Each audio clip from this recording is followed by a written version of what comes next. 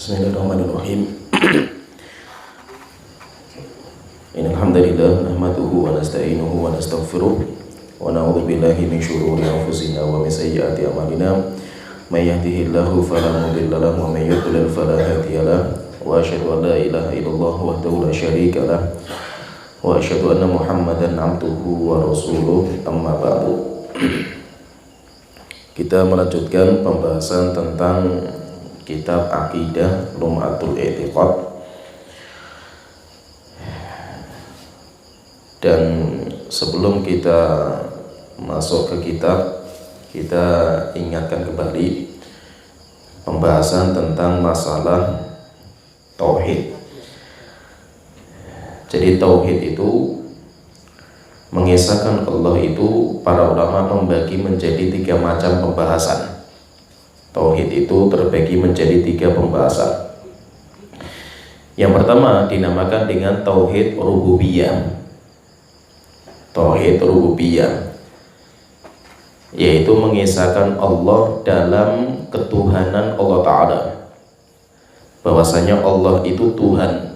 Tuhan itu adalah zat yang menciptakan, mengatur, dan menguasai, sehingga alam semesta itu yang menciptakan Allah, yang mengatur Allah, dan yang menguasai Allah Ta'ala. Keyakinan seperti itu dinamakan dengan tauhid rububiyah.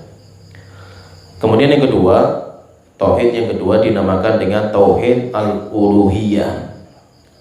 Tauhid uluhiyah, yaitu kita meyakini bahwasanya Allah zat yang esa dalam ibadah kita. Kita sholat, kita puasa, kita bernazar, kita menyembelih, kita tujukan hanya kepada Allah saja. Tidak ada zat yang layak untuk kita tujukan ibadah kita kecuali hanya Allah Ta'ala. Itu yang dinamakan dengan tauhid uluhiyah, yaitu peribadatan. Kemudian yang ketiga, tauhid yang ketiga dinamakan dengan tauhid asma wa sifat. Kita meyakini bahwasanya Allah itu memiliki nama dan Allah itu memiliki sifat yang mulia. Allah memiliki asmaul husna dan Allah memiliki sifatul ula, nama-nama yang indah dan sifat-sifat yang tinggi. Dan kita nanti fokusnya pembahasan kita itu nanti akan fokus membahas tauhid yang ketiga. Jadi pembahasan kita di kitab ini, Lum'atul I'tiqad ini, nanti fokusnya di pembahasan tauhid yang ketiga. Sedangkan tauhid rububiyah, tauhid uluhiyah itu kita tidak membahas. Kita tidak membahas, tapi saya sebutkan di awal supaya tergambar. Karena nanti kita fokusnya itu membahas tentang tauhid al-asma dan sifat. Kita akan bahas nama-nama Allah dan sifat-sifat Allah Ta'ala. Jadi sebelum kita bahas ke kaidah-kaidah tentang nama dan sifat Allah Ta'ala, perlu saya sebutkan, walaupun ini sudah saya sampaikan di muqaddimah dulu, bahwa tauhid rububiyah, kita meyakini Allah sebagai Tuhan kita. Maksudnya apa? Kita meyakini Allah sang pencipta, Allah sang pemilik, dan Allah sang pengatur alam semesta ini. Keyakinan seperti ini tidak memasukkan ke Islam, sehingga bahwa orang walaupun dia meyakini Allah itu Tuhan saya, orang itu masih kafir. Kenapa? Karena tauhid rububiyah tidak memasukkan orang ke Islam. Tauhid rububiyah tidak memasukkan ke Islam. Fir'aun masih mengakui, Iblis masih mengakui Allah sebagai Tuhan.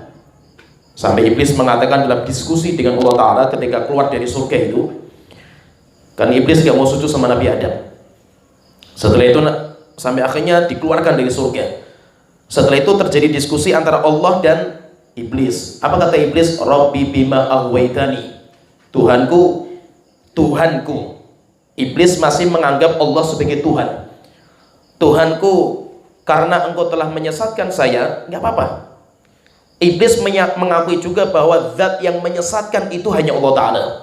Yang memberikan hidayah itu Allah, yang menyesatkan itu Allah. Maka Iblis mengatakan, Tuhanku, karena engkau menyesatkan saya, gak apa-apa. tapi saya berjuang untuk menyesatkan manusia. Akhirnya apa? Diberikan izin sama Allah Ta'ala. Setelah itu iblis minta lagi, wahai Tuhanku, fa'angzirni ila yaumi yub'atsun. Kalau begitu, kalau saya diizinkan, tolong saya itu umurnya ditangguhkan, ajal saya itu, panjangkan umur saya itu. Maka Allah Ta'ala mengatakan, innaka minal mundorin, dikabulkan. Engkau wahai iblis, umurnya ditangguhkan sampai hari kiamat. Iblis pun tahu yang bisa mencabut nyawa itu Allah Ta'ala, yang bisa mematikan, menghidupkan itu Allah. Iblis tahu. Demikian juga kafir Quraisy, orang-orang kafir Quraisy itu, mereka kalau ditanya siapa yang menciptakan langit dan bumi, Allah. Nggak mungkin berhala. Tidak mungkin yang menciptakan langit dan bumi itu syaitan, jin, nggak mungkin. Allah yang menciptakan. Siapa yang menurunkan air hujan? Allah, kata mereka itu. Maka itu fahami ini. Tauhid rububiyah, kita meyakini Allah sebagai Tuhan saya, tidak memasukkan ke Islam keyakinan itu. Anda masih kafir. Faham ya, tergambar ya? Faham? Jadi kalau ada orang dia itu menetapkan rububiyah Allah, ketuhanan Allah, orang itu belum tentu masuk Islam. Dia masih kafir. Kenapa? Karena yang memasukkan ke dalam Islam itu bukan tauhid rububiyah. Yang memasukkan ke dalam Islam itu adalah tauhid uluhiyah. Itu yang memasukkan. Jadi ketika orang meyakini Allah sebagai Tuhan yang menciptakan, menghidupkan, mematikan, orang itu masih kafir. Terus kapan dia itu masuk Islam? Masuk Islam ketika dia itu beribadah hanya kepada Allah Ta'ala. Kalau dia beribadah kepada Allah, baru dia itu masuk Islam. Suaranya enak ya?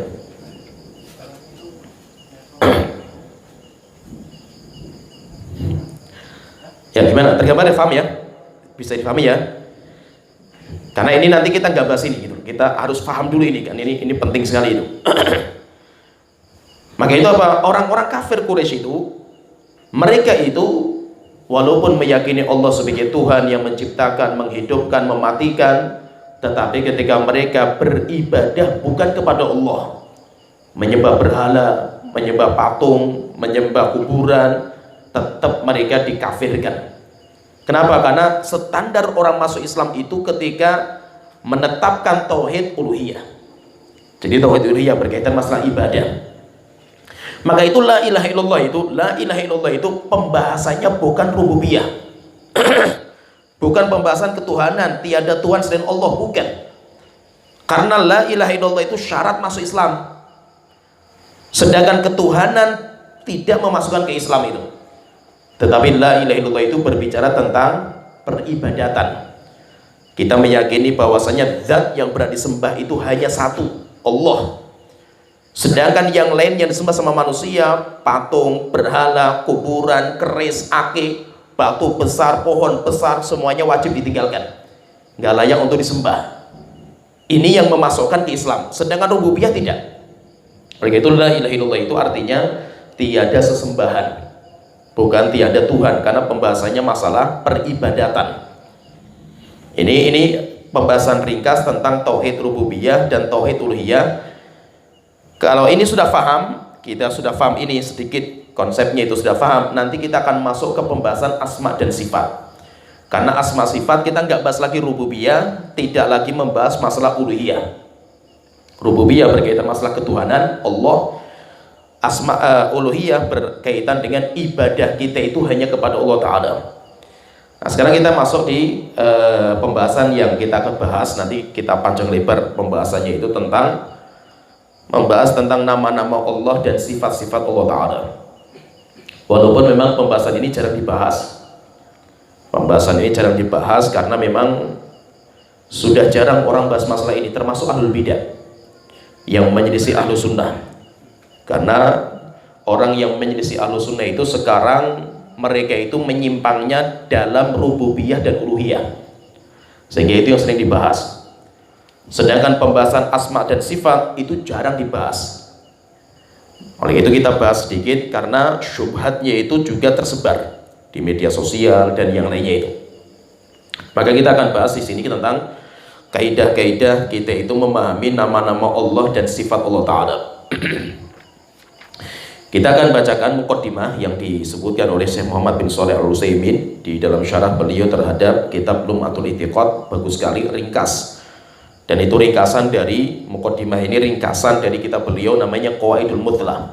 Syekh Utsaimin itu punya kaidah lengkap pembahasan nama Allah, sifat Allah, namanya Qawaidul Muthlah. Kitab itu tebal, diringkas sama beliau di muqaddimah ini.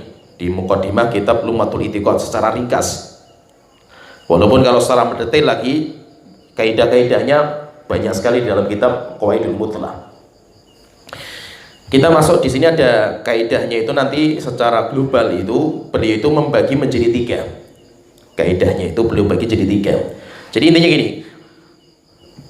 Tauhid yang ketiga itu beriman tentang nama Allah dan sifat Allah. Berarti ada 2 pembahasan. Kita membahas nama Allah. Yang kedua kita membahas sifatnya Allah. Ada nama, ada sifat. Maka beliau di sini nanti akan menyebutkan 3 kaidah. Yang pertama, kaidah yang diterapkan untuk nama dan sifat Allah sekalian. Jadi langsung dua-duanya. Kaidah yang kedua, kaidah memahami nama-nama Allah. Jadi nama Allah itu apa kaidahnya itu. Kemudian yang ketiga, kaidah dalam memahami sifat Allah Ta'ala. Berarti beliau itu intinya membagi menjadi 3 kaidah. Nanti memahami nama Allah, beliau menyebutkan ada cabang kaidah itu. Setelah itu nanti sifat Allah ada cabang-cabangnya itu. Nah, sekarang kita masuk di kaidah yang pertama. Secara ringkas saya sebutkan. Beliau mengatakan fil wajibi nahwa nususil kitabi wa sunnati fi asma'illahi wa sifatihi. Yang wajib harus kita jalankan ketika kita mendapatkan nas dalil Al-Quran dan Sunnah yang membicarakan nama Allah dan sifat Allah Ta'ala. Apa yang wajib kita jalankan itu? Beliau mengatakan al-wajibu fi nususil kitabi wa sunnati ibqa'u dilalatiha ala dhahiriha min ghairi taghyirin. Yang wajib kita jalankan kalau kita mendapatkan dalil menyebutkan nama Allah dan sifat Allah, yang wajib itu apa? Kita tetapkan sesuai dengan dohirnya. Nanti akan saya sebutkan, jelaskan, karena ini penting. Dan nggak boleh kita rubah, tidak boleh kita palingkan maknanya itu. Kenapa? Li'annallaha anzalal Qur'an bilisanin arabiyyin mubin. Ada beberapa alasan kata beliau. Yang pertama, karena Allah itu berbicara dengan bahasa Arab, sehingga wajib difahami Al-Quran itu ya dengan pemahaman bahasa Arab. Tidak bisa dengan pemahaman bahasa Indonesia karena beda coraknya itu. Ini alasan yang pertama.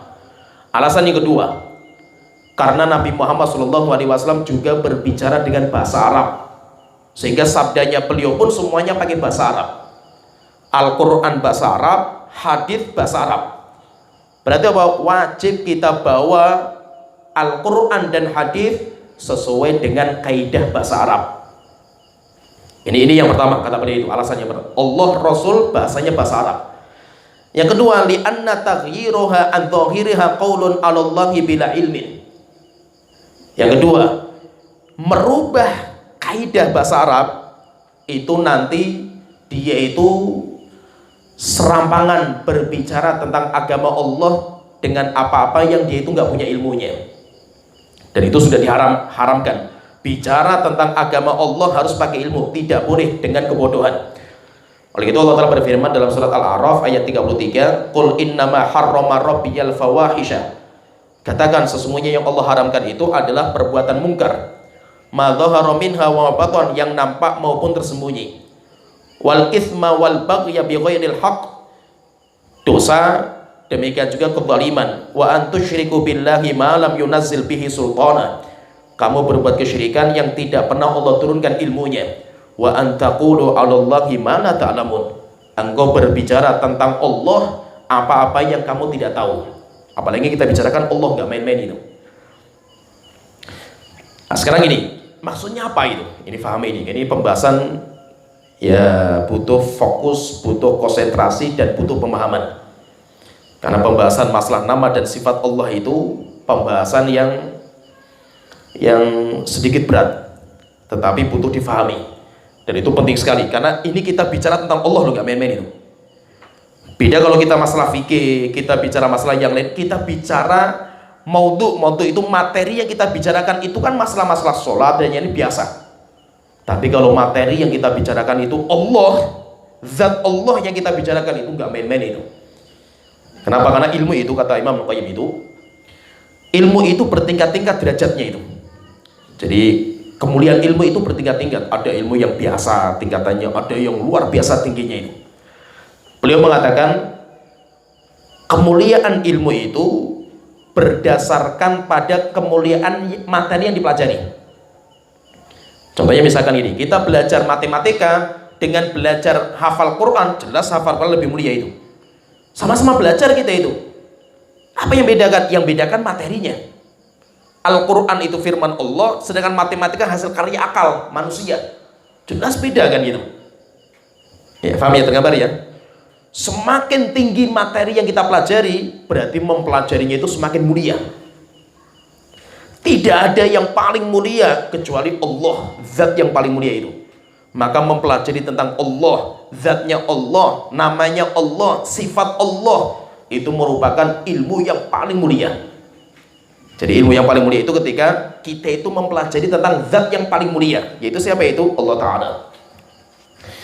Intinya di sini itu kita akan fahami ini. Ketika kita membicarakan Allah yang kita bicarakan itu, nama Allah, sifat Allah, zat Allah, ini pembicaraan yang gak main-main ini. Maka untuk membicarakan tentang zat Allah, nama, sifat, kita harus kembalikan kepada Al-Quran dan hadis. Tidak boleh akal kita itu ikut campur itu. Akal kita nggak boleh ikut campur. Harus kita kembalikan pembahasannya itu kepada Allah sendiri, karena Allah yang punya zat gitu, Allah sendiri, dan kepada manusia yang paling tahu tentang Allah Ta'ala. Siapa itu? Nabi Muhammad SAW. Karena Allah itu berbicaranya dengan bahasa Arab, Al-Quran itu dengan bahasa Arab, Nabi Muhammad juga berbicara dengan bahasa Arab juga, sehingga cara memahami Al-Quran dan hadis itu harus pakai bahasa Arab. Tidak boleh dipahami dengan bahasa yang lain. Tergambar, alhamdulillah, ini mukadimahnya yang paham ya. Nah, contohnya apa? Contohnya misalkan itu, ketika ditanya Allah itu punya tangan gak? Ini pembicaraan gak main-main. Kenapa? Sudah nyangkut zat Allah yang kita bicarakan itu. Kalau kita cuma tanya misalkan bagaimana tentang anjing, bagaimana gajah, biasa, itu makhluk yang dibicarakan itu. Tapi yang kita bicarakan itu Allah Ta'ala itu. Membicarakan Allah gak main-main itu. Dan kaidah di kita itu kan tidak kenal, tidak akan sayang itu. Kita nggak akan cinta sama Allah kalau kita nggak kenal Allah Ta'ala. Maka dengan cara kita belajar nama Allah, sifat Allah itu tujuannya untuk apa? Semakin kita itu cinta dengan Allah Ta'ala. Nah itu siapa manusia yang paling cinta sama Allah dan yang paling takut sama Allah Ta'ala? Nabi Muhammad. Kenapa? Karena yang paling faham tentang Allah itu Nabi Muhammad SAW itu. Nah, maka ketika yang kita bicarakan itu Allah, maka nggak main-main itu.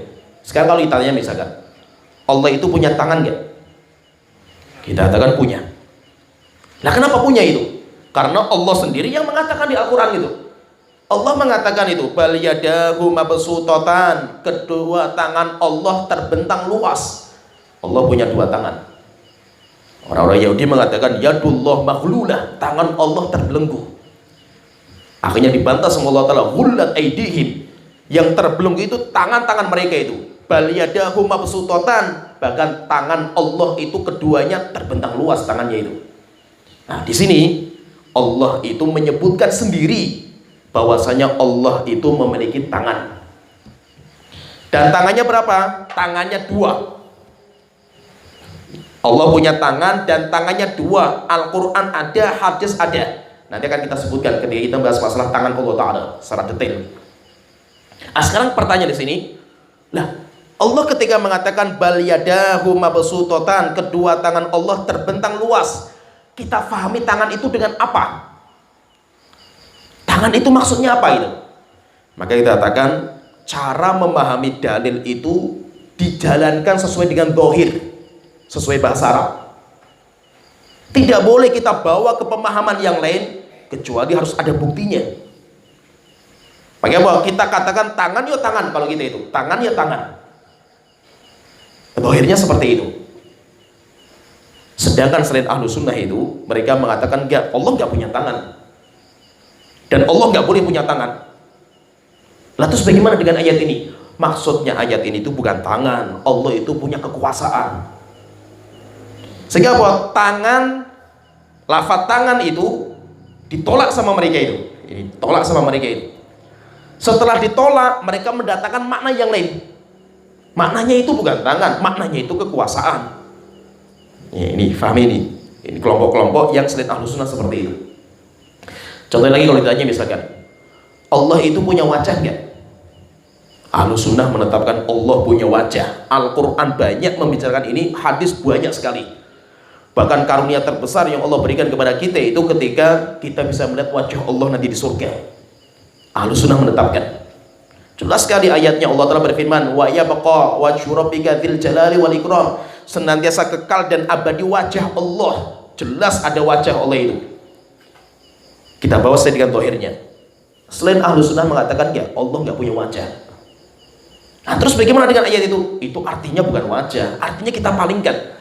Terus maksudnya apa? Allah itu punya kehormatan. Ini jadi caranya mereka seperti itu. Tanya lagi misalkan Allah itu di mana? Ahlu sunnah menetapkan Allah di atas langit, bersemayam di atas arsy-Nya. Dalilnya banyak sekali. Mereka mengatakan enggak, Allah enggak di atas. Terus di mana Allah? Allah di mana-mana. Terus bagaimana dalil yang menyebutkan Allah di atas itu? Bukan yang di atas itu maksudnya Allah menguasai yang di atas, tapi bukan Allah itu di atas, bukan. Allah bersemayam di atas arsy, bukan bersemayam. Diartikan, dipalingkan maknanya itu. Maksudnya itu Allah itu menguasai.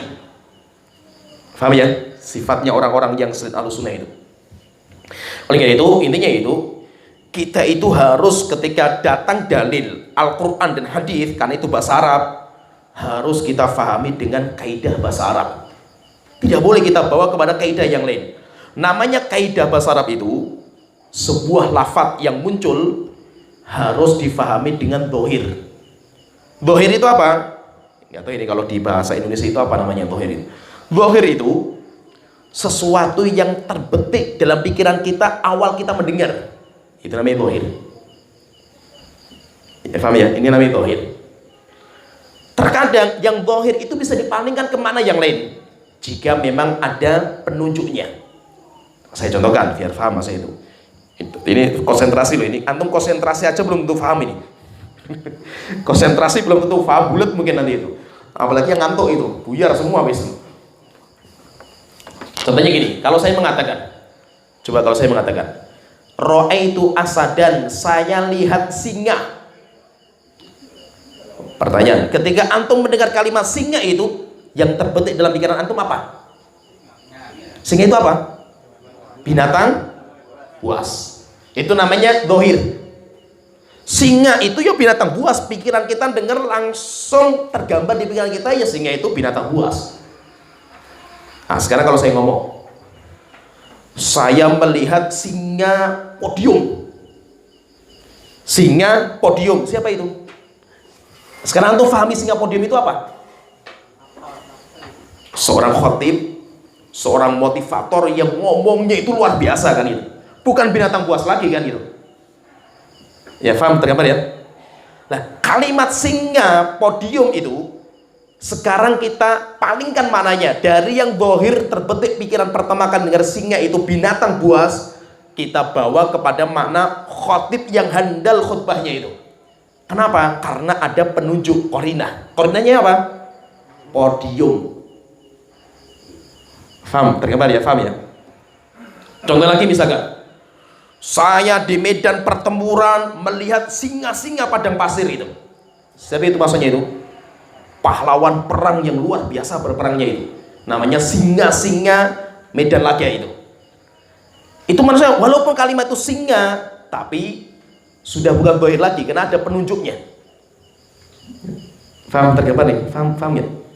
Nah, jadi maka itu kalau ada sebuah lafaz itu, maka harus kita fahami dengan dohirnya dulu. Oh, lafaz ini seperti ini. Tidak boleh kita bawa kepada lafaz yang lain, makna yang lain, kecuali harus ada penunjuk. Kalau tidak ada penunjuk kok dibawa ke sana, berarti Anda itu bicaranya ngawur gitu loh, cara memahaminya itu. Apalagi apa? Yang kita bicarakan Allah, nggak main-main ini. Sekarang gini, yang menetapkan Allah punya wajah itu siapa gitu? Allah sendiri kan gitu. Beliau sendiri kan itu. Allah sendiri yang punya wajah sendiri yang ngomong itu. Saya punya wajah kan itu. Dan Nabi Muhammad orang yang paling tahu Allah, beliau yang menetapkan Allah punya wajah itu. Kok tiba-tiba datang orang mengatakan enggak, Allah enggak boleh punya wajah ini. Nah, terus bagaimana dengan ini? Ini wajah itu artinya kekuasaan itu, kehormatan ini. Maka kita akan ngawur Anda itu. Mana buktinya itu?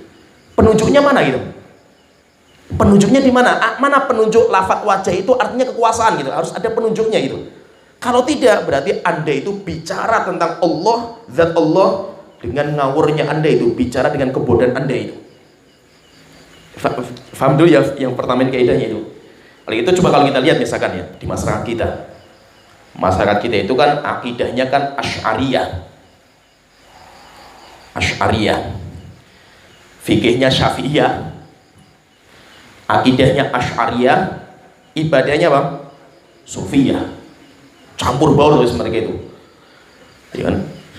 Sufi bukan Syafi'iyah. Syafi'iyah bukan Asy'ariyah. Enggak tahu campur baur itu. Sehingga apa? Terkadang apa? Sufiyah dianggap ini miliknya Syafi'iyah gitu. Imam Syafi'i itu mengatakan orang yang beribadah di masjid pakai rebana, orang-orang zindik mereka itu, orang-orang munafik. Kata Imam Syafi'i, ada kitabnya itu Imam Syafi'i. Imam Katsir menyebutkan.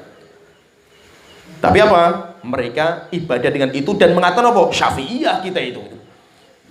Kita katakan bukan Syafi'iyah dalam bab itu, Anda bukan Syafi'iyah itu. Tapi dalam bab itu Anda itu Sufiyah gitu. Ya kan? Di dalam masalah akidah mereka punya Allah wujud tidak baqa mukhalafatu lil hawadithi qiyamuhu bi nafsihi wahdaniyah qadrat sampai akhir itu. Pertanyaan, mana wajah? Gak ada wajah Allah Ta'ala itu. Mana tangannya Allah? Gak ada tangan, karena Allah gak punya tangan, gak punya wajah itu bagi mereka itu. Ketika ditanya lah tentang ayatnya jelas itu, harinya jelas itu. Bukan, itu maknanya bukan wajah, maknanya itu kekuasaan, kehormatan. Ya, paham ya? Kita katakan, oh Anda bukan Syafi'iyah berarti itu dalam bab ini. Asy'ariyah, dan Asy'ariyah bukan Syafi'iyah. Kenapa? Imam Syafi'i tegas sekali mengatakan bahwasanya nikmat terbesar di surga itu melihat wajah Allah Ta'ala. Itu akidah Imam Syafi'i itu. Berarti apa? Berarti Allah punya wajah. Itu akidahnya Syafi'iyah. Maka apa? Syafi'iyah itu bukan Asy'ariyah. Imam Syafi'i punya akidah sendiri itu. Bukan akidahnya Asy'ariyah, punya fikih. Tapi di kita itu yang diambil itu cuma fikihnya. Fikihnya Syafi'iyah, tapi akidahnya bukan Syafi'iyah. Mereka ngambil akidahnya Asy'ariyah, dan akidah Asy'ari beda sama akidahnya Syafi'iyah. Imam Syafi'i itu beda. Oke, kalau kita belajar akidah Imam Syafi'i beda jauh nanti itu. Ya, jadi paham dulu ya, tergambar ya. Jadi maksudnya itu kaidah yang pertama yang harus kita fahami itu, ketika kita itu membicarakan tentang Allah, nama Allah, sifat Allah, dan zat Allah, kita membicarakan zat yang sangat mulia. Sehingga bahwa tidak boleh akal kita masuk ke situ itu. Maka untuk menetapkan nama Allah, sifat Allah, harus berhenti kepada dalil. Allah sendiri yang berbicara, Al-Quran, Nabi Muhammad yang berbicara yaitu hadis, dan Al-Quran hadis itu pakainya bahasa Arab. Sehingga harus kita fahami Al-Quran dan hadis dengan kaidah bahasa Arab. Tidak bisa kita fahami dengan kaidah bahasa kita. Itu tidak bisa. Kenapa? Karena bahasa Arab itu punya kaidah sendiri. Bagaimana ini yang pertama harus paham ya. Sehingga kalau kita baca Al-Quran misalkan itu, Allah Ta'ala menyebutkan sendiri misalkan dalam Al-Quran itu, ta'lamu ma fi nafsi wa la a'lamu ma fi nafsik.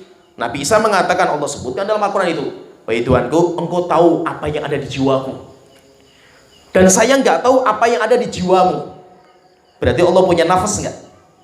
Allah punya jiwa nggak? Punya. Nabi Isa mengatakan, saya nggak tahu apa yang di jiwa engkau, wahai Tuhanku itu. Allah punya jiwa. Contoh lagi misalnya ditanya, Allah itu punya jari-jari nggak? Punya. Rasulullah SAW yang menyebutkan, qulubul ibad baina usbu'aini min asabi'ir rahman. Hati-hati semua manusia itu di antara dua jari dari jemari-jemarinya Allah Ta'ala. Allah punya jari-jari. Allah punya jari-jari. Kalau ditanya misalkan ini sifat, namanya sifat dzatiyah. Kalau sifat fi'liyah, Allah itu turun nggak? Allah turun. Sepertiga malam yang akhir Allah turun ke langit dunia itu. Dalilnya jelas hadisnya itu. Ya kan? Walaupun mereka tidak menetapkan. Kenapa tidak menetapkan? Karena mereka sudah punya kaidah baku Allah di mana-mana. Kalau Allah di mana-mana berarti apa? Ngapain turun kan gitu? Karena Allah sudah di mana-mana kan gitu. Jadi ketika mereka sudah punya kaidah baku Allah di mana-mana, Allah ke atas semuanya harus ditolak semua itu. Nah, berarti intinya di sini itu intinya kalau kita mendapatkan sebuah dalil yang membicarakan nama Allah dan sifat Allah, harus kita fahami secara dengan dohir. Kaidah bahasa Arab itu dohir. Itu apa? Yang terbetik di awal kali kita mendengar dalam pikiran apa kita itu. Oh, seperti ini. Singa itu, oh singa itu ya singa, binatang buas. Terbetik dalam kita pikiran kita. Tangan itu apa? Tangan yuk tangan kan gitu. Faham kita tangan kan gitu. Tidak boleh kita palingkan mana tangan itu menjadi kekuasaan kecuali ada korina. Wajah itu apa? Wajah ya wajah kan gitu. Tidak bisa kita bawa kepada makna yang lain kecuali harus ada korinanya. Nah, kaidah yang pertama paham ya? Tergambar paham ya? Sekarang kita masuk kaidah yang kedua. Kita masuk kaidah yang kedua, kaidahnya itu bagaimana kita memahami nama-nama Allah sekarang itu. Kita masuk ke pemahaman tentang nama-nama Allah Ta'ala. Pembahasan tentang nama Allah nanti beliau menyebutkan ada 4 kaidah. Kaidah yang berkaitan dengan nama-nama Allah. Yang pertama, kaidah yang pertama, asma Allah kulluha husna. Nama-nama Allah semuanya indah, sehingga dinamakan dengan asmaul husna. Sebagaimana Allah Ta'ala berfirman, walillahil asmaul husna. Allah memiliki nama-nama yang indah. Nama-nama yang indah namanya asmaul husna. Nama Allah semuanya indah. Pertanyaan, maksudnya indah itu apa?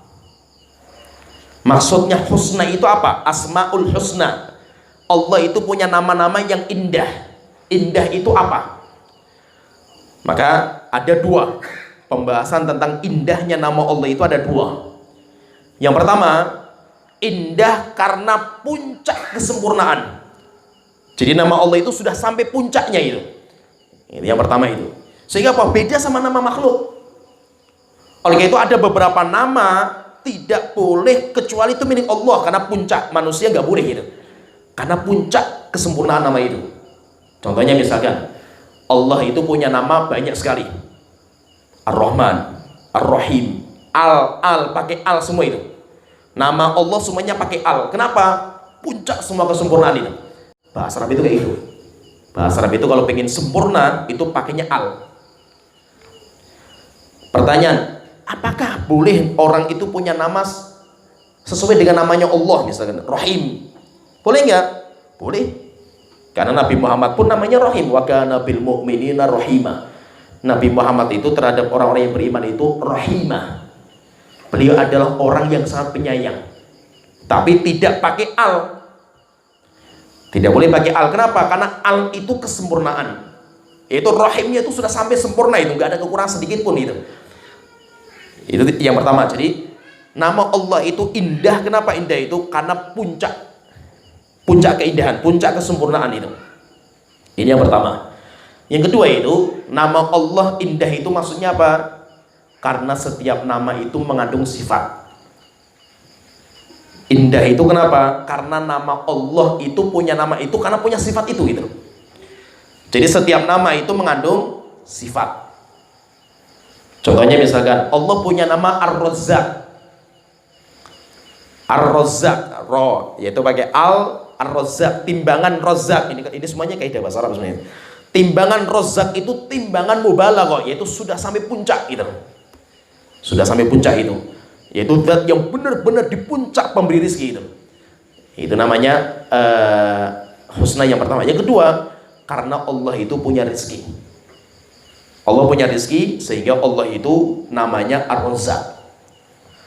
Allah punya nama Al-Ghaffar. Kenapa namanya itu Al-Ghaffar? Karena Allah itu punya sifat maghfirah, pengampunan. Zat yang suka memaafkan, mengampuni. Nama Allah Ar-Rahim. Kenapa? Karena Allah itu punya rahmat yang sempurna. Nah, jadi setiap nama pasti mengandung sifat yang mulia. Beda dengan namanya kita. Kalau nama kita itu dinamakan dengan a'lamun mujarrodah, namanya itu. Nama itu cuma sekedar doa, nama kosong. Ada orang namanya bagus sekali, namanya Soleh. Soleh itu kan orang yang bagus kan, orang yang baik itu, tapi rusak sekali akhlaknya itu. Apakah setiap orang yang namanya Soleh itu berarti karakter akhlaknya itu, perbuatannya soleh? Belum tentu, karena nama kita itu doa.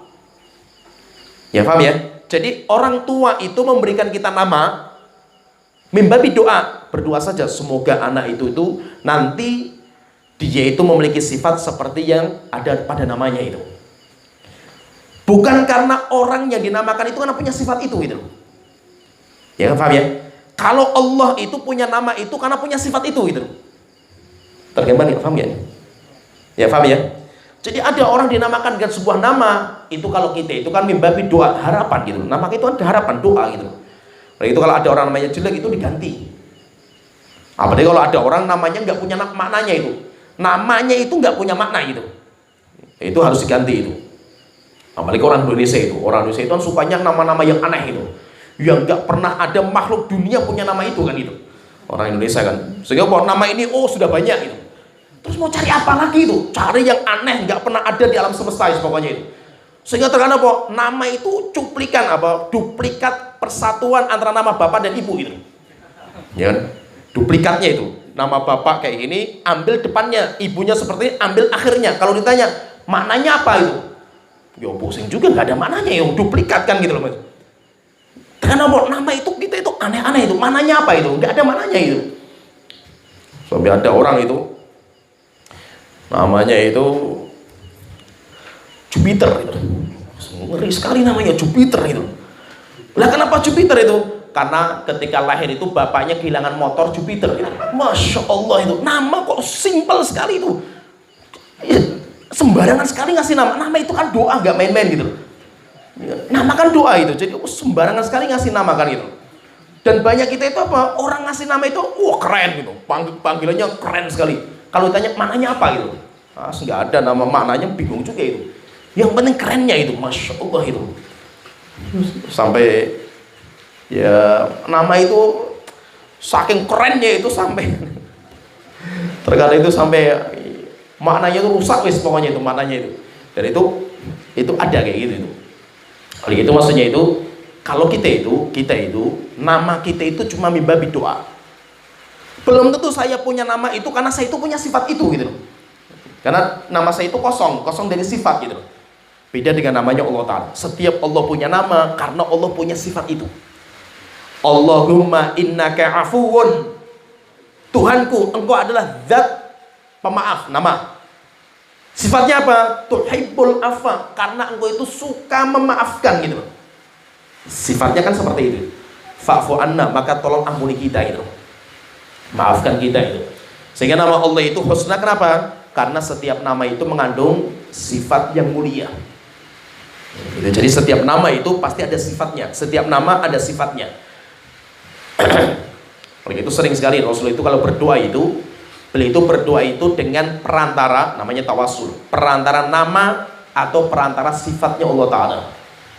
Allahumma bi'ilmikal ghaibah, Tuhanku, dengan perantara ilmu engkau terhadap perkara yang ghaib, wa qudratika 'alal khalq, dan dengan perantara kemampuan engkau terhadap penciptaan alam semesta itu. Tolong saya minta ini, minta ini, minta ini. Berarti apa? Minta dengan apa ini? Perantaranya itu perantaranya sifatnya Allah Ta'ala. Nah, jadi nama Allah itu dinamakan dengan nama yang husna karena ada dua. Yang pertama karena puncak kesempurnaan. Nama Allah itu puncak. Yang kedua, karena nama Allah itu mengandung sifat.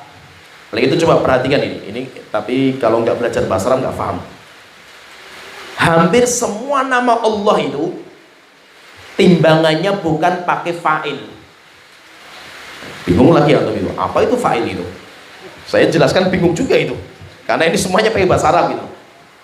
Timbangannya mesti sighah mubalaghah. Apalagi sighah mubalaghah itu. Ada terkadang nama Allah itu timbangannya fa'il. Fa'il itu fa'ilun, katibun, darisun, qoriun. Itu namanya isim fa'il. Coba contohnya misalkan itu. Ada terkadang nama Allah itu timbangannya fa'il. Ghafirid dzambi wa qabilit taubi. Allah itu apa? Ghafir. Ghafir itu isim fa'il. Fa'il, ghafir kan. Tapi apa? Ghafir itu jarang dipakai. Yang sering dipakai apa? Ghaffar, timbangannya fa'al. Itu yang sering.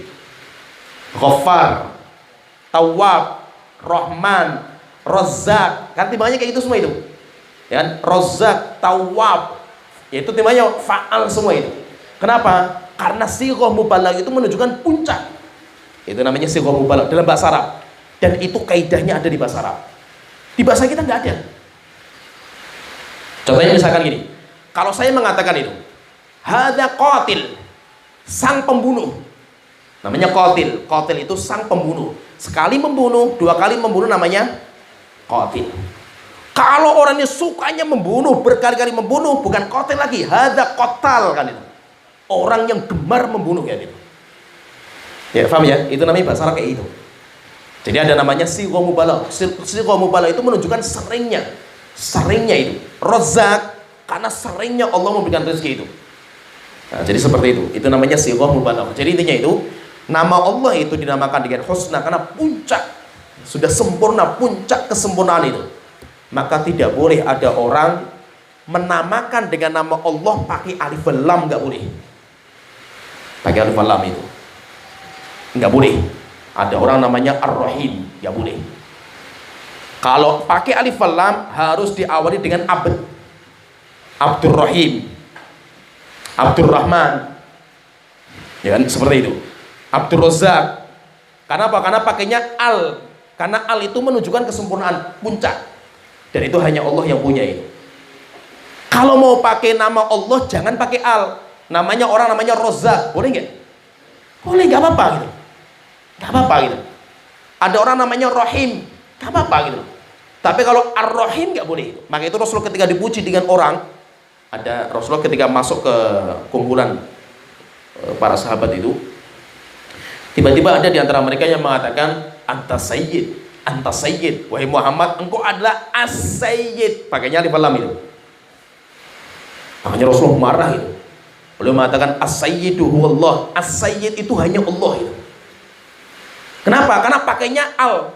Itu puncak siyadah, itu kepemimpinan itu.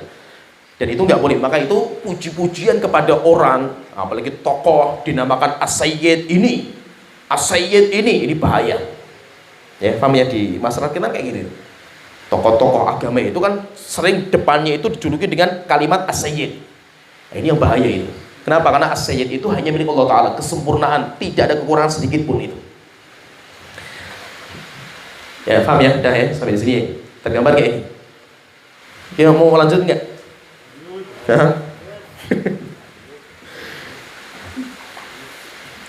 Pokoknya nanti jangan sampai keliru memahami loh. Pulang kajian keliru pemahaman, bahaya kita ini. Karena pembahasan masalah akidah itu kayak gitu. Pembahasan akidah itu nggak kalau pembahasan fikih gampang lah itu. Belajar fikih, belajar mudah gitu. Belajar akidah nggak main-main itu. Keliru memahami bisa sesat menyesatkan nanti antum itu. Oh, satu brodi gini ini bahaya ini, nggak sembarangan itu, menukilkan dari saya lagi itu. Nah itu aduh itu. Pas ketemunya itu misalkan tidur bangun pas tangan itu artinya kekuasaan. Oh, satu brodi itu mengatakan tangannya Allah itu kekuasaan itu. Bahaya sekali itu antum kan itu. Makanya hati-hati, akidah ini memang berat pembahasannya itu. Makanya apa harus konsentrasi, pahami. Ini yang pertama. Jadi nama Allah itu husna. Husna itu apa? Ada dua. Karena yang pertama puncak dari kesempurnaan, sehingga nama Allah itu sempurna, gak ada kekurangan sedikit pun. Yang kedua, karena setiap nama Allah itu memiliki sifat. Maka itu perhatikan, setiap nama yang gak ada sifat itu Allah tidak punya nama itu. Contohnya misalkan Ad-Dahr, disebut sama para ulama Dahr. Dahr itu apa? Masa. Dari itu masa. Memang ada sebuah hadis Rasulullah mengatakan la tasubud dahra. Kalian jangan mencela masa. Dahr. Fa innallaha huwa dahr. Karena Allah itu masa. Pertanyaan, masa itu apa sifatnya itu? Sifat yang mulia apa itu? Nggak ada gitu. Maka apa? Dahar tidak bisa dinamakan sebagai nama Allah karena nggak ada sifat yang mulia itu. Tetapi maksudnya dari itu apa? Allah yang menguasai masa, Allah yang mengatur masa. Kenapa? Karena masa itu nggak punya sifat gitu. Ya tergambar ya, paham ya? Demikian juga nanti sebagian ulama berbeda pendapat juga tentang masalah nur. Apakah Allah itu nur? Nur nggak ada perbuatannya apa? Karena bukan, nggak ada sifatnya gitu. Sifatnya itu yang kayak roza karena memiliki rizki dan yang lainnya itu. Intinya terkadang itu nanti para ulama itu berbeda pendapat dalam menetapkan ini nama ini apa. Bisa nggak ditetapkan untuk Allah? Oleh itu sempat ramai itu tentang nama Al-Muhsin. Karena di Saudi itu kan ada ulama besar, Syekh Abdul Muhsin Al-Abbad, itu kan bapaknya Syekh Abdul Razak. Syekh Abdul Razak lah, Al-Muhsin itu termasuk nama Allah enggak ini? Akhirnya mau diteliti sama para ulama, dalilnya mana, hadisnya mana, ayatnya mana. Setelah itu dibahas sama para ulama, ini diterapkan untuk nama Allah enggak ini? Kalau Syekh Abdul Razak itu membahas panjang lebar tentang masalah Al-Muhsin itu, dan akhir pembahasan beliau menetapkan bahwasanya Al-Muhsin itu nama Allah Ta'ala. Sehingga kalau ada orang namanya Abdul Muhsin nggak apa-apa. Kenapa? Karena Al-Muhsin itu nama Allah Ta'ala. Dan sekarang kita masuk pembahasan yang kedua, kaidah nama Allah yang kedua. Asma'ullah ghairu mahsuratin bi'adadin muayyan. Nama Allah itu jumlahnya nggak terhingga. Jumlahnya nama Allah itu nggak terhingga. Berapa jumlahnya? Nggak ada yang tahu kecuali Allah Ta'ala. Jumlahnya tidak terhingga. Dalilnya mana? Kita katakan bahwasanya nama Allah itu jumlahnya nggak terhingga. Rasulullah SAW itu dalam doa beliau biasanya beliau itu membaca ini di malam hari. Rasulullah SAW beliau mengatakan dalam doa beliau, As'alukallahumma bikulli ismin huwala. Wahai Tuhanku, saya meminta kepada Engkau dengan perantara semua nama yang Kau miliki. Itu namanya apa? Bertawasul. Tawasul itu kan boleh dengan satu dari tiga. Yang dibolehkan itu tiga. Tawasul dengan nama atau sifat Allah. Jadi kita mau minta, tapi kita berperantara dulu dengan perantara ini, wahai Tuhanku, tolong ampuni saya ini. Bertawasul dengan nama atau sifat Allah Ta'ala. Yang kedua, bertawasul dengan amal soleh yang kita kerjakan. Kita baca surat Yasin. Setelah itu kita mengatakan, wahai Tuhanku, jika seandainya bacaan surat Yasin ini ada pahalanya, tolong ampuni kakak saya yang barusan meninggal dunia. Itu boleh. Dan itu sepakat para ulama boleh itu. Tapi yang menjadi khilaf itu kalau hadiahnya dihadiahkan ila hadrati fulan wa fulan al-fatihah, itu yang dikhilafkan sama para ulama. Mazhab Syafi'i nggak sampai malah. Yang mengatakan sampai itu mazhab Hambali. Imam Ahmad bin Hanbal mengatakan sampai, tapi kalau Imam Syafi'i mengatakan enggak. Kemudian ketiga, tawasul yang ketiga itu bertawasul dengan doanya orang soleh yang hadir dan hidup. Saya datang kepada seorang misalkan yang kita anggap soleh, tolong doakan supaya Allah menyembuhkan istri saya. Setelah itu dia berdoa. Nah, itu boleh itu. Ini namanya bertawasul. Nah, di sini Rasulullah mengatakan as'alukallahumma, Tuhanku saya minta kepada Engkau dengan perantara semua nama yang Kau miliki. Samaita bihi nafsak, yang Engkau menamakan diri Engkau dengan nama itu. O anzaltahu fi kitabik, atau nama yang Engkau turunkan di Al-Qur'an. Nama yang Allah turunkan di Al-Qur'an. Au allamtahu ahadan min khalqik, atau nama yang Engkau ajarkan kepada salah satu hamba Engkau itu. Yaitu siapa itu? Nabi Muhammad dalam hadis-hadisnya itu. Jadi ada nama, Allah itu punya nama. Tapi nama Allah itu ada yang diturunkan di Al-Qur'an. Ada yang diajarkan kepada seorang hamba yang paling Allah cintai. Siapa itu? Nabi Muhammad. Sehingga Nabi Muhammad nanti menyebutkan dalam hadisnya itu. Atau yang ketiga, awistaktharta bihi fi ilmil ghaibi indak, atau nama yang Engkau simpan dalam diri Engkau, ya Tuhanku. Tidak diturunkan di Al-Quran, tidak disebutkan kepada Nabi Muhammad, Engkau simpan itu. Maka tolong jadikan Al-Quran itu sebagai penyejuk hati saya. Berarti apa? Berarti nama Allah itu kalau kita lihat di sini berarti ada tiga. Nama Allah itu ada tiga. Ada nama yang Allah sebutkan di Al-Quran. Yang kedua, ada nama yang Allah sampaikan kepada Nabi Muhammad. Yang ketiga, ada nama yang Allah simpan Sehingga tidak dibuka sekarang itu. Kapan dibukanya? Ketika nanti di hari kiamat baru dibuka sama Allah Ta'ala itu. Berarti kalau seperti ini, berarti jumlah nama Allah itu berapa? Tidak terhingga. Jumlahnya nama Allah itu gak terhingga. Dan nanti itu Nabi Muhammad ketika di padang mahsyar, di padang mahsyar itu kan berat sekali itu, ngeri sekali padang mahsyar itu, gambarannya mengerikan padang mahsyar itu, ketakutan, yaitu ngeri wis pokoknya gambarannya padang mahsyar itu mengerikan. Dibangkitkan dari kubur dalam kondisi kita itu telanjang, nggak dikhitan yang laki-laki, semuanya ketakutan. Sampai akhirnya Aisyah bertanya, ya Rasulullah, kalau kita dibangkitkan telanjang, kita nanti akan melihat auratnya orang lain itu. Rasulullah mengatakan, wahai Aisyah, depan mereka perkara yang menakutkan, sehingga mereka nggak akan sempat mikir aurat orang itu. Sampai akhirnya nanti mereka dikasih pakaian. Pakaiannya itu pertama Nabi Ibrahim. Selain itu nanti dipakaikan dengan pakaian yang mana dia pakai sebelum meninggal. Kalau kita paham ini, pakaian yang kita pakai ketika mati itu yang nanti akan kita bawa, kita pakai ketika kita dibangkitkan dari kubur kita. Itu pakaiannya itu. Nah, setelah itu dikumpulkan di padang mahsyar, manusia, jin, binatang kumpul semua. Matahari dekatkan, keringat bercucuran, dan semuanya harus berdiri. Neraka jahanam didatangkan, Allah tuh datang ke situ, marah sekali Allah itu. Akhirnya ketakutan semua orang itu. Setelah itu manusia itu datang ke Nabi Adam, minta syafaat. Nabi Adam nyerah, gak bisa itu, saya punya dosa juga itu. Coba datang ke Nabi Nuh, datang ke Nabi Nuh gak bisa juga itu. Datang ke Nabi Ibrahim gak bisa juga, Nabi Musa gak bisa, Nabi Isa gak bisa. Akhirnya datang ke Nabi Muhammad. Setelah itu Nabi Muhammad mengatakan, ha anadha, hari ini yang boleh ngomong kepada Allah cuma saya. Akhirnya Nabi Muhammad datang kepada Allah Ta'ala kemudian sujud. Disebutkan itu dalam hadis itu, ketika Rasulullah sujud itu, Rasulullah mengatakan, wa futihat lil mahamidu lam tuhtaf ba'du, Allah membukakan untuk saya puji-pujian bagi Allah yang belum pernah dibuka di dunia.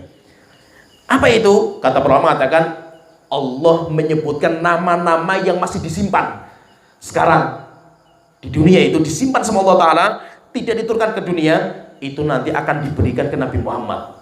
Setelah itu apa? Nabi Muhammad memuji Allah dengan nama-nama itu, akhirnya kemarahan Allah itu redam. Jadi kalau ditanya misalkan kapan puncaknya marahnya Allah itu marah paling puncak itu ketika di padang mahsyar. Marahnya luar biasa itu. Lah, yang bisa meredamkan marahnya Allah itu apa? Nabi Muhammad yang memuji Allah dengan puji-pujian yang belum ada di dunia. Berarti apa? Orang memuji Allah dengan nama-nama yang di dunia itu gak mempan itu untuk meredamkan marahnya Allah itu. Yang bisa itu apa? Nama yang Allah simpan. Nanti baru diberikan kepada Nabi Muhammad. Nabi Muhammad muji Allah dengan nama itu, baru akhirnya Allah itu marahnya redam. Berarti menunjukkan apa? Ada nama yang disimpan sama Allah sekarang itu, belum disebutkan itu. Kapan akan dibongkar itu? Akan disebutkan sama Allah itu, disebutkan nanti ketika di hari kiamat.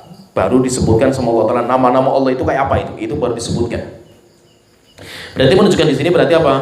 Nama itu jumlahnya tidak terbatas, tidak terhingga. Siapa yang tahu jumlahnya? Allah sendiri yang punya nama itu yang tahu. Sedangkan kita nggak tahu jumlah nama Allah Ta'ala itu. Kenapa? Nama Allah itu terbagi jadi 3. Ada yang diturunkan di Al-Quran, ada yang disebutkan kepada seorang hamba yang Allah cintai, yaitu Nabi Muhammad. Yang ketiga, ada yang nama yang masih disimpan sama Allah Ta'ala. Pertanyaan, lah terus bagaimana dengan hadis yang terkenal Allah itu punya 99 nama?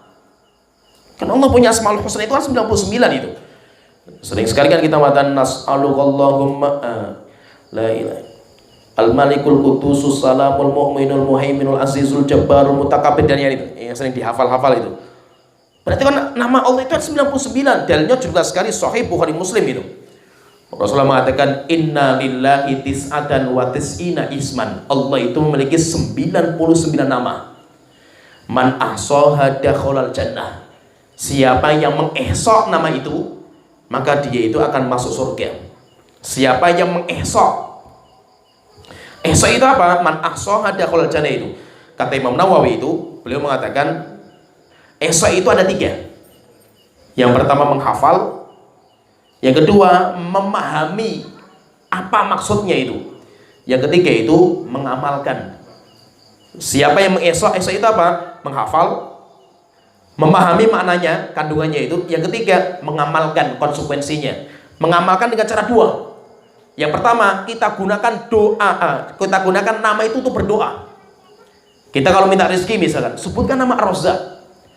Kita mau minta pengampunan, sebutkan nama Al-Ghaffar. Itu cara mempraktikkan pertama. Yang kedua itu, kita terapkan dalam keyakinan kita. Kalau kita itu menyadari Allah itu namanya Ar-Razzaq, pemberi rezeki, kenapa kita takut masalah rezeki? Allah yang menanggung rezeki kita itu. Kalau kita meyakini Allah itu namanya Al-Alim, Maha mengetahui itu, berarti semua yang kita kerjakan itu Allah ketahui itu. Jadi apa? Kita amalkan dalam diri kita itu, konsekuensinya itu. Paham ya? Siapa yang mengesok, esok itu berarti tiga ini: menghafal, memahami kandungan maknanya, kemudian yang ketiga mempraktekkan dalam kehidupan kita. Praktekkan dengan cara dua, kita gunakan dalam berdoa nama itu. Yang kedua, kita terapkan dalam keyakinan diri kita. Siapa yang esok 99 nama itu, maka dia itu masuk surga. Pertanyaan, lah berarti namanya Allah itu kan 99 kan gitu. Ya kan? Sebutkan di hadis itu 99 itu. Maka kita katakan 99 bagi, yaitu 99 itu maksudnya apa? Bagi yang bisa mengesok diberikan pahala itu, masuk surga. Siapa yang mengesok masuk surga. Tapi ada nama yang lain tapi tidak masuk keutamaan itu. Tergambar nggak? Paham? Contohnya gini, kalau saya mengatakan saya punya uang 10.000, saya siapkan untuk ngasih orang fakir miskin yang biasanya di tengah jalan itu, kalau saya jalan itu. Pertanyaan, berarti saya punya uang cuma 10.000 kan? Ya paham ya? Saya punya uang 10.000 yang saya siapkan untuk membantu fakir miskin. Pertanyaan, berarti maksudnya itu Anda punya 10.000 tok kok uangnya itu? Enggak, saya punya uang banyak gitu loh. Tetapi 10.000 itu maksudnya apa? Yang saya siapkan untuk sedekah. Ya paham ya? Sedangkan yang saya siapkan untuk makan, minum, beli beras, beli bayar pulsa, bayar listrik, banyak, tapi nggak saya sebutkan untuk itu kan gitu. Ya tergambar ya, paham ya? Berarti maksudnya apa? Nama Allah 99 itu maksudnya nama yang keutamanya diberikan keutamaan. Siapa yang mengesok dia masuk surga. Sedangkan nama yang lain yang tidak masuk 99 maka tidak masuk dalam keutamaan itu. Nah, jadi tidak harus nama Allah itu 99. Pertanyaan, terus 99 itu apa saja itu? Nama Allah yang 99 itu apa saja itu? Memang ada sebuah hadis dikeluarkan oleh Imam Tirmidzi menyebutkan secara detail 99 itu, dan itu yang dipakai di kebanyakan mushaf Quran kita. Mushaf Quran yang terjemahan Indonesia itu biasanya kan ada namanya Asmaul Husna dan sering dipasang di jalan-jalan itu. Itu ngambil dari riwayat Tirmidzi, tetapi diteliti oleh para ulama hadisnya dhaif, hadisnya lemah, sehingga para ulama itu mereka tidak berpangku kepada hadis itu, tetapi mereka berijtihad. Oleh itu Syekh Utsaimin itu dalam kitab yang tadi saya sebutkan namanya Qawaidul Muthla itu, ketika menyebutkan masalah 99 itu apa saja itu, maka beliau mengatakan karena hadis ini dhaif, maka saya tidak berpangku sama hadis ini. Terus bagaimana? Saya mau berijtihad sekuat ilmu saya untuk menetapkan 99 itu apa. Akhirnya apa? Belum menetapkan nama Allah yang di Al-Quran itu jumlahnya sekian, ini. Nama Allah yang dalam hadis itu seperti ini. Kemudian beliau mengatakan, dan ada beberapa nama yang saya itu ragu. Saya ragu itu nama Allah atau bukan gitu. Tetapi apa? Tetapi terkadang ijtihadiyah. Akhirnya apa? Penetapan 99 itu pun terkadang khilaf, terjadi perbedaan. Yaitu tidak seperti yang sering dibaca oleh kaum muslimin seperti itu. Intinya apa? Nama Allah itu yang Allah siapkan untuk pahalanya siapa yang mengesok masuk surga itu jumlahnya 99. Kita masuk yang ketiga, kaidah yang ketiga.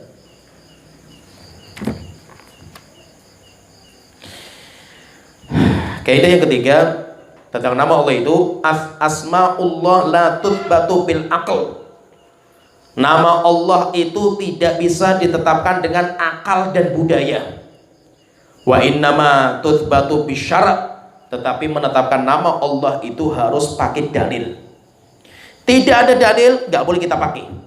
Kenapa? Karena nama Allah itu tauqifiyah. Tauqifiyah itu apa? Berhenti sama dalil. Maka tidak boleh menambah nama bagi Allah yang nggak ada dalilnya. Jadi menetapkan bagi Allah sebuah nama. Kalau nggak ada dalilnya tidak dibolehkan. Kenapa? Karena penetapan nama Allah itu nggak bisa dengan budaya, tidak bisa dengan akal kita. Tetapi menetapkan nama Allah itu harus pakai dalil. Nah, sekarang pertanyaan di sini. Gusti. Yang kalau dalam bahasa Jawa itu yang maha Gusti apa namanya? Gusti kan. Jadi Gusti itu kan panggilan untuk kemuliaan Allah Ta'ala kan itu. Kalau Nabi Muhammad apa? Kanjeng. Gusti sama kanjeng kan itu. Penetapan tambahan seperti itu. Seakan-akan kalau nggak dikasih nama itu, kita itu nggak punya adab memanggil Allah dan Nabi Muhammad itu. Akhirnya bahwa kalau Nabi Muhammad itu mesti harus ada depannya itu, kanjeng Nabi. Ya kan? Kalau Allah harus ada Gusti Allah itu. Maka kita katakan Gusti dan kanjeng itu dalilnya mana itu? Nggak ada bahasa Arab Gusti kan nggak ada itu. G itu nggak ada bahasa Arab kan itu. G itu nggak ada bahasa Arab, coba bata itu nggak ada G kan gitu. Ya kan? G kan nggak ada itu. Maka kalimat G itu kan bingung orang Arab itu. Ya kan? G itu bingung itu. Karena nggak ada, adanya gho. Ya kan? Apakah G itu gho? Bukan, beda. Ya kan? Gusti, kanjeng jeng gitu. Itu juga bukan bahasa Arab juga itu. Jadi itu bukan jadi intinya itu tambahan Gusti dan kanjeng itu bukan bahasa Arab. Jelas. Itu nggak mungkin ada dalilnya itu. Cari dalil nggak ketemu itu. Seperti misalkan yatim piatu nggak mungkin bahasa Arab itu. Antum cari dalil Al-Quran hadis cari piatu nggak ketemu itu. Kenapa? Bahasa Arab itu P nggak ada itu. Abata saja itu nggak ada P itu. Oleh itu Pekalongan, orang Arab bingung juga itu. Pekalongan itu P-nya kayak apa itu? Akhirnya apa? Mereka kalau ngomong Pekalongan itu pakainya Bakalonjan. Ngan pun nggak ada di Arab itu. Semarang gitu. Pekalongan, ngen itu nggak ada bahasa Arab itu. Akhirnya kalau orang Arab ngomong Pekalongan itu Bakalonjan. Karena di Arab nggak ada ngan gitu. Oleh itu Pekalongan itu nggak mungkin ada, bukan bahasa Arab pasti itu. Oleh itu maksudnya apa? Kanjeng dan Gusti itu bukan bahasa Arab. Maka cari dalil di Al-Quran nggak ada, dalam hadis nggak ada karena bukan bahasa Arab kan gitu. Nah sekarang pertanyaan, terus menambahkan lafaz itu untuk Allah dan Rasul boleh nggak itu? Kita katakan nggak. Kenapa nggak boleh itu? Karena Allah itu punya pujian sendiri. Nabi Muhammad juga punya pujian sendiri itu. Sekarang gini, kalau kita ingin memuji Allah, dengan cara apa kita memuji Allah Ta'ala itu? Dengan kita mengatakan Allah Azza wa Jalla, Allah Subhanahu wa Ta'ala. Itu pujian bagi Allah Ta'ala. Sedangkan bagi Nabi Muhammad, kalau pengen muji Nabi Muhammad caranya apa? Sallallahu alaihi wasallam. Itu cara kita muji Rasulullah itu. Sehingga diperintahkan kan sholawat gitu. Cuma memang budaya Indonesia itu memang beda sama budaya Arab. Orang Indonesia itu kalau manggil seseorang yang kita muliakan itu pasti ada depannya itu. Pak, Mas, Bang kan. Panggilnya seperti orang Arab nggak ada itu. Orang Arab panggil kakaknya sendiri itu, kakaknya misalkan namanya Muhammad, ya Muhammad. Kakaknya pun panggil Muhammad gitu. Kenapa? Karena orang Arab nggak ada Mas Muhammad, nggak ada Mas itu orang Arab itu. Cuma memang orang Indonesia itu karena karakter kita itu nggak bisa manggil orang dengan namanya itu, apalagi orang itu lebih tua dari kita itu, apa kita hormati itu. Akhirnya bahwa kita harus cari panggilan apa? Cari namanya lakop itu julukan, julukannya itu. Mas, Bang, Mbak, Pak D, Pak Le, kan itu. Karena kalau nggak pakai itu nggak, kita nggak menghormati karena budaya kita seperti itu. Budaya Arab nggak ada. Sehingga budaya Arab memanggil namanya langsung gitu loh. Gitu. Kenapa? Karena mereka nggak ada panggilan depannya itu nggak ada itu. Saya itu punya guru di Yaman, guru kita itu namanya Syekh Abdul Aziz Al-Adni, itu guru kita yang luar biasa kalau ngajar hadis, ngajar usul fikih, ngajar fikih luar biasa itu. Kita bingung kalau memanggil itu, namanya Abdul Aziz itu. Kita panggil ya Syekh kan gitu, ya Syekh itu. Beliau marah itu, "Mang Syekh itu. Saya masih muda gitu. Syekh itu orang tua kan gitu. Syekh itu orang Arab itu kan orang tua gitu. Saya masih muda itu. Kamu menghina saya kamu kan gitu. Saya masih muda gitu." Akhirnya saya panggil, "Ya Ustaz." Ustaz itu pengajar sekolah kan, guru sekolah itu Ustaz di bahasa Arab itu. Saya bukan Ustaz saya kan itu. Akhirnya terus saya mau manggil apa? Bingung juga kita, masuk kita ya Abdul Aziz kan, masuk guru kita panggil ya Abdul Aziz kan, nggak hormat sekali kita kan gitu. Akhirnya kita bingung, terus kita mau manggil apa? Bingung kita itu memanggil engkau bingung kan gitu loh. Akhirnya beliau mengatakan orang Arab itu kalau antum pengen memanggil kehormatan itu pakainya kunyah. Itu panggilan kehormatan. Pakainya apa? Kunyahnya siapa? Beliau punya anak namanya Muhammad. Kita panggil ya Aba Muhammad. Nah itu Pak, kita menghormati. Saya misalkan, saya Tobroni, kunyah saya Abul Abbas, karena saya punya anak laki-laki namanya Abbas. Kalau orang Arab ingin menghormati saya itu manggilnya ya Abul Abbas. Itu panggilan kehormatan. Kalau Ustadz itu guru sekolah. Itu namanya Ustadz kan itu loh. Ya Ustadz, Pak Guru kan itu. Saya bukan guru kan gitu. Sehingga terkadang bingung, karena orang Arab itu nggak ada budaya kayak gitu tuh, nggak ada kan gitu loh. Orang Arab itu budaya kita saja itu, karena budaya kita itu. Nah, sehingga karena budaya kita itu harus depannya itu ada pujian gitu, ada lakop, ada julukan untuk memuji itu. Maka kita kalau manggil langsung Allah itu, Allah berfirman, kurang ajar kamu sama Allah, oh enggak dihormati Allah Ta'ala itu. Terus bagaimana? Gusti Allah kan itu. Ya, ada depannya itu. Nabi Muhammad bersabda, lancang sekali kamu nggak hormat sama Nabi Muhammad. Terus gimana? Kanjeng Nabi kan itu. Nah, itu. Ada lafaz Gusti sama kanjeng itu. Maka kita kan enggak. Kenapa? Karena itu bukan cara menghormati. Antum pakainya kanjeng Nabi, mau 10 kanjeng Nabi gitu. Kalau tidak sholawat, tetap antum belum menghormati Nabi Muhammad gitu. Karena cara menghormati beliau itu dengan sholawat. Menghormati Allah dengan cara menyebutkan setelahnya Azza wa Jal. Dan yang lainnya itu namanya cara menghormati. Jadi tidak boleh kita menetapkan nama bagi Allah sesuatu yang tidak ada dalilnya.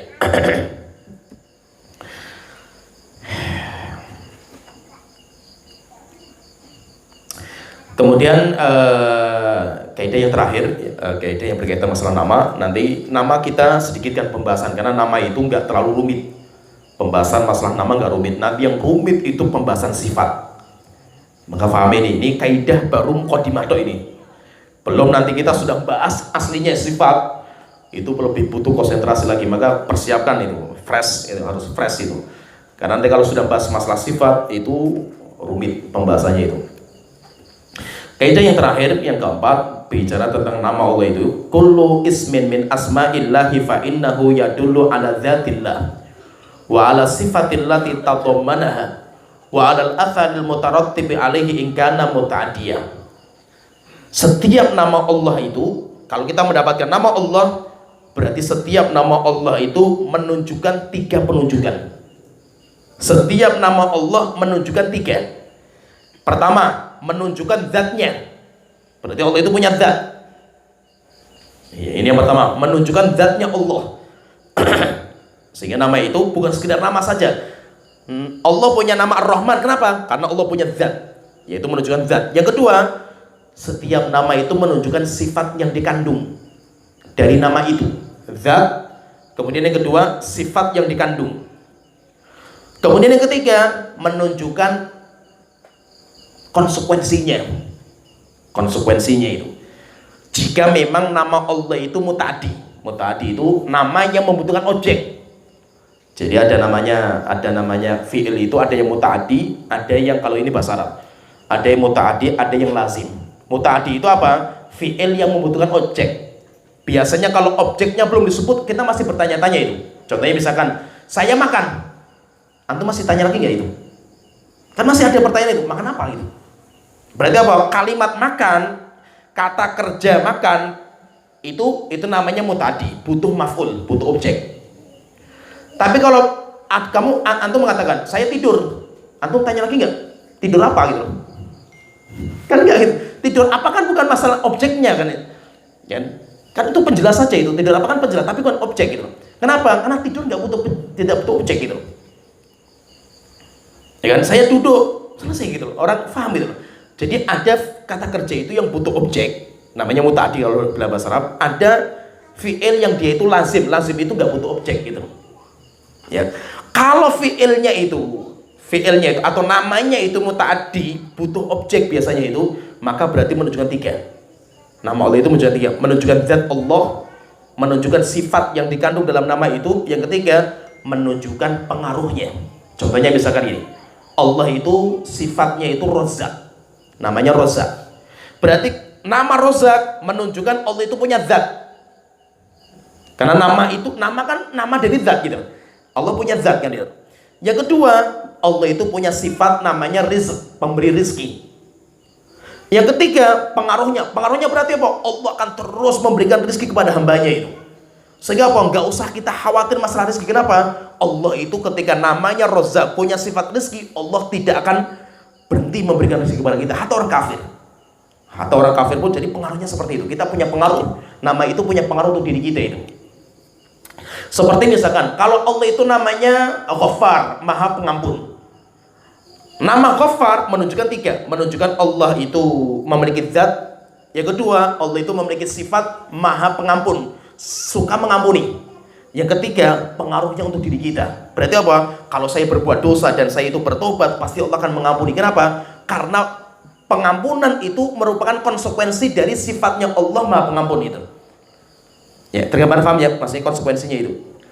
Kalau kita mengatakan Allah itu zatnya wallahu bikulli syai'in alim, Allah itu Maha mengetahui itu. Berarti apa? Maha mengetahui itu menunjukkan tiga. Allah memiliki zat, memiliki sifat ilmu. Yang ketiga, berarti Allah itu konsekuensi untuk diri kita itu. Berarti Allah itu mengetahui semua yang saya kerjakan itu. Sehingga saya menyembunyikan sesuatu atau saya tampakkan, pasti Allah akan mengetahui. Kenapa? Itu konsekuensi dari nama Allah seperti itu. Ya, paham ya, tergambar ya? Kalau nama Allah itu yang maksudnya ini yang lazim, yang tidak butuh objek, berarti cuma menunjukkan dua. Nama Allah cuma menunjukkan dua, zat Allah dan sifat. Tapi tidak ada pengaruh untuk diri kita. Kenapa? Karena tidak mutaati, tidak butuh objek. Contohnya misalkan Allahu alim, Allah azim, Allah itu besar. Berarti apa? Menunjukkan Allah itu punya zat, karena nama itu mesti ada zatnya. Yang kedua, Allah punya sifat yaitu azamah, maha besar gitu, kebesaran itu. Tetapi pengaruhnya untuk apa? Diri kita apa? Nggak ada gitu. Kenapa? Karena kan itu bukan mutaati, itu lazim. Ya. Allah tinggi, maha tinggi. Berarti Allah maha tinggi itu maksudnya apa? Menunjukkan dua. Allah memiliki zat, yang kedua Allah punya sifat ketinggian, tetapi untuk diri kita nggak ada pengaruhnya. Kenapa? Karena itu lazim juga itu. Lazim itu tidak butuh objek juga itu. Nah, jadi ini secara ringkas kaidah memahami tentang nama Allah Ta'ala. Nanti insya Allah kita masuk pembahasan yang ketiga itu. Kaidah yang ketiga itu kita akan masuk pembahasan kaidah-kaidah tentang sifat-sifat Allah Ta'ala. Berarti saya ringkaskan itu. Kita baru menyebutkan dua kaidah memahami nama Allah dan sifat Allah. Kaidah yang pertama, kaidah yang mencakup langsung dua, nama dan sifat. Yaitu apa? Setiap kita mendapatkan dalil Al-Quran dan Hadis harus kita pahami dengan bahasa Arab. Dan kaidah bahasa Arab itu apa? Menjalankan lafaz sesuai dengan dohir. Dohir itu apa? Dohir itu yang terbetik dalam pikiran kita setiap awal kita mendengar sebuah lafaz. Itu namanya dohir. Tidak boleh yang dohir kita palingkan kepada muawwal. Muawwal itu makna yang lain, kecuali harus ada qarinah, penunjuk, bukti yang memalingkan itu, penunjuknya itu. Ini yang pertama. Yang kedua, kaidah dalam memahami nama-nama Allah. Kita sebutkan ada 4 kaidah. Pertanyaan yang pertama apa? Hilang semua wes ini. Yang pertama apa? Nama Allah itu semuanya indah. Pertanyaan lagi, indah itu apa? Ada 2. Puncak kesempurnaan. Ini yang pertama. Yang kedua apa? Karena nama Allah itu setiap nama pasti mengandung sifat. Yang kedua, nama Allah itu jumlahnya tidak terhingga. Karena nama Allah itu terbagi jadi 3. Yang pertama, nama Allah terbagi jadi 3. Yang pertama, yang diturunkan di Al-Quran. Yang kedua, disebutkan sama Nabi Muhammad. Yang ketiga, yang masih Allah sembunyikan. Pertanyaan, terus bagaimana kita memahami 99? Nama Allah ada 99. Maksudnya apa? 99. Maksudnya itu 99 bagi yang menghitung diberikan pahala surga. Ya. Tapi yang lain ada juga, tapi keutamaan bukan seperti itu gitu loh. Yang ketiga, nama Allah tidak boleh kita tetapkan dengan akal, tapi harus kita kembalikan kepada dalil. Sehingga tidak boleh menambahkan nama bagi Allah, pujian bagi Allah yang nggak ada dalilnya itu. Yang keempat, yang terakhir apa? Nama Allah itu menunjukkan 3. Zat Allah, sifat Allah yang dikandung dari nama itu. Yang ketiga, pengaruh untuk diri kita. Pengaruh untuk diri kita. Maka itu pembahasan asma dan sifat itu puncak pembahasan. Puncak pembahasan itu melebihi pembahasan rububiyah dan uluhiyah. Itu nanti sudah masuk ke muraqabah.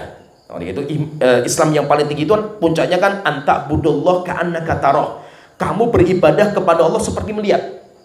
Maksudnya melihat apa? Melihat dengan semua sifat dan nama Allah itu sudah merasuk dalam diri kita itu. Itu maksudnya apa? Puncak tingginya Islam seseorang itu.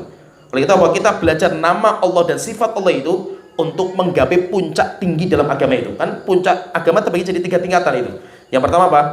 Islam yang dohir. Kemudian yang kedua, iman yang dalam hati. Yang ketiga, ihsan. Ini sudah sampai tingkatan ihsan itu. Kalau seandainya apa? Nama sifat Allah sudah masuk dalam diri kita itu, pengaruhnya itu. Sehingga kita sudah meyakini rozaknya Allah sudah sangat, kita itu yakin gitu. Sehingga kita nggak perlu khawatir masalah rezeki Allah Ta'ala itu. Kita meyakini tentang alimnya Allah, sehingga apa? Semua yang saya kerjakan diketahui sama Allah Ta'ala itu. Mau saya sendiri maupun bersama orang itu. Kita semua nama Allah sudah masuk dalam diri kita itu. Kita terapkan dalam kehidupan kita setiap hari itu. Itu sudah sampai tingkatan melihat Allah kayak dengan matanya itu. Ya, paham? Ibadah sampai dia itu melihat Allah dengan matanya itu. Kenapa? Karena semua nama sifat Allah itu sudah merasuk dalam dirinya itu. Dan itu puncak ketinggian dalam agama. Maka belajar nama Allah, sifat Allah itu nggak main-main itu. Ini nggak main-main. Kenapa? Karena ini cara kita itu meraih tingkatan ihsan itu dengan cara seperti ini. Kalau kita nggak tahu nama Allah, sifat Allah, nggak akan bisa kita itu sampai tingkatan muraqabah. Ibadah kepada Allah seakan-akan kita melihat dengan mata kita itu. Itu nggak bisa sampai seperti itu. Ya mungkin sampai di sini pembahasan kita. Nanti insya Allah kita akan masuk pembahasan tentang sifat Allah Ta'ala. Dan yang paling kita bahas paling banyak itu nanti sifat Allah, bukan nama. Nama pembahasannya nggak banyak, paling cuma sampai di sini. Tetapi kalau sifat Allah nanti akan kita bahas panjang sifat Allah itu. Ya sampai di sini pembahasan kita. Wa akhiru da'wana alhamdulillahirabbil alamin. Sallallahu Muhammad wa ala alihi wa sahbihi ajmain.